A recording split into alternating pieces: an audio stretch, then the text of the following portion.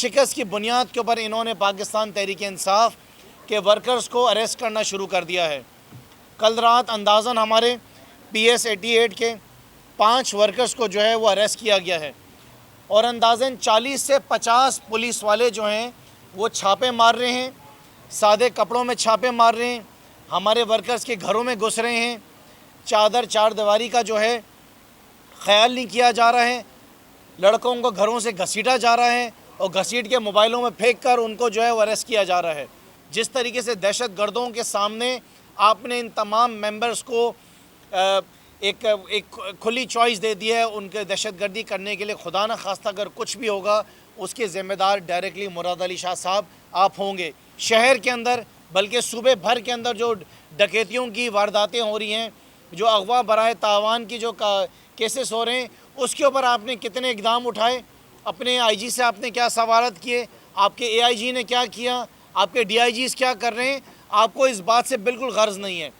Pakistan peoples party आज सूबे सिंध की पुलिस को जो है वो अपने ज़ाती मुफाद के लिए इस्तेमाल कर रही है। पाकिस्तान पीपल्स पार्टी सिंध की पुलिस को जो है वो अपने ज़ाती सिक्योरिटी के लिए इस्तेमाल कर रही है। मुराद अली शाह, इनको पता चल गया है कि इनका चिराग बुझने वाला है। इनका ये शोले की जो आखिरी भड़क होती है वो मुराद अली शाह साहब इस वक्त कर रहे हैं। शख्स जो जाने वाला है उसके ऊपर उनकी ग़ुलामी जो पुलिस अफसरान कर रहे हैं, जो गैर कानूनी काम कर रहे हैं, मुझे पकड़ लो ना यार, पकड़ लो। मैं तो मौजूद हूँ, मैं तो 3 साल से मौजूद हूँ। मैं कहना चाहता हूँ हम इसकी मजम्मत करते हैं। और आखिर में बता दूँ, हमारे किसी मेंबर को आपने एक मैसेज दिया है, सिक्योरिटी कुछ नहीं होती, अल्लाह ताला की ज़ात होती है, कुछ सिक्योरिटी नहीं होती।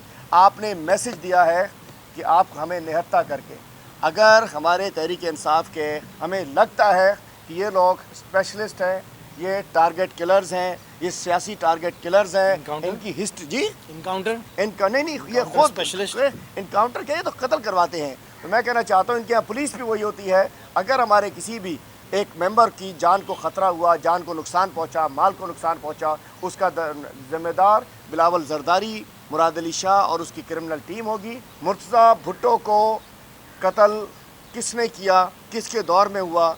अब्दुल्ला शाह साहब वज़ीर आला थे उस वक्त, और यही इनके मनपसंद पुलिस वालों के ज़रिए। और आज ये सबको सिक्योरिटी से होता कुछ नहीं है, अल्लाह ताला बस करम रखे। हम इनको लिखूँगा भी नहीं, मैं तो इंटाइटलमेंट है और सबकी जिनको थ्रेट्स हैं वो इंटाइटल रहे। लेकिन बहैसियत अपोजिशन लीडर मैं बताना चाह रहा हूँ जस्ट फॉर रिकॉर्ड कि अपोजिशन लीडर का राइट होता है, इसका मतलब है कि इनका दाल में कुछ काला है।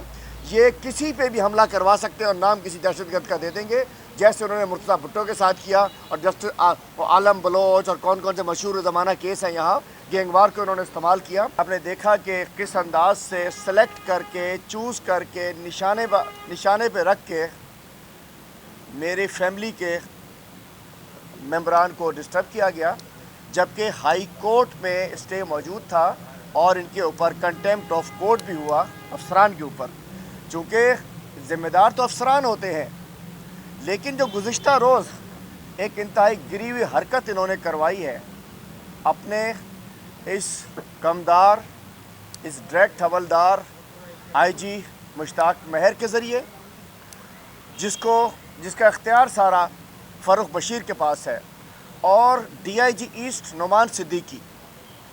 ये दोनों IG मुश्ताक महर और नुमान सिद्दीकी साहब वो लोग हैं कि जिन्होंने जब जाली अकाउंट केस में उन्होंने गवाहों को एक ख़ातून थी, एक उसको इन्होंने बैंकर थी, क्या थी, उसको इन्होंने हैरेस किया था। गवाहों को ओमनी और इसके जाली अकाउंट केस में जरदारी ग्रुप के ख़िलाफ़ बयान देने से रोका था, जिसके ऊपर सुप्रीम कोर्ट ने मुश्ताक महर साहब को और नुमान सिद्दीकी साहब को यहाँ से हटाया था।